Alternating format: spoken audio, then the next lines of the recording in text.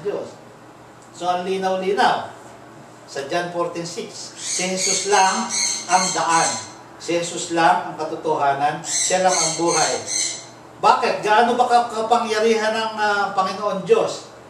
Ang Panginoong Jesus nang mamatay, tingnan natin kung anong ginawa ng Ama. Sabi dito sa Matthew 28:18, and Jesus came and said to them, sa mga disipulo, all authority.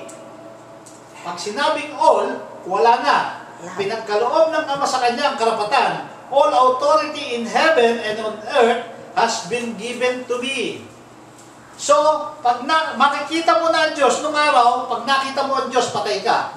Mamamatay ka. Pero ngayon, pagka ang tao ay nag-appear na sa Diyos, makikita mo ang Diyos sa face-to-face sa magitan ng Panginoong Jesucristo.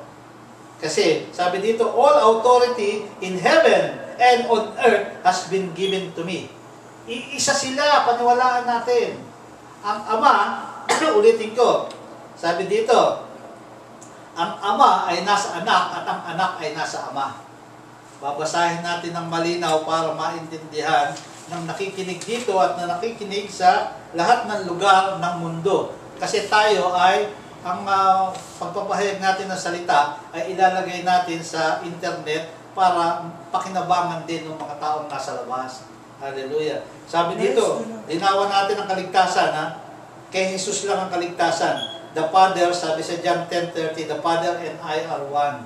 At ang Espiritu Santo. John 10:38, the Father is in me and I am in the Father. John 14:9, whoever has seen me, sabi ni Jesus, whoever has seen me has seen the Father. Amen. Ang linaw-linaw, John 14:9, whoever has seen me has seen the Father. John 1:33, the Son of God, the one who baptizes with the Holy Spirit. Kaya nga, pag naniwala ka, tinanggap mo si Jesus, saka ka lang mababautismuhan ng Espiritu Santo. You are baptized with the Holy Spirit, the seal of your salvation.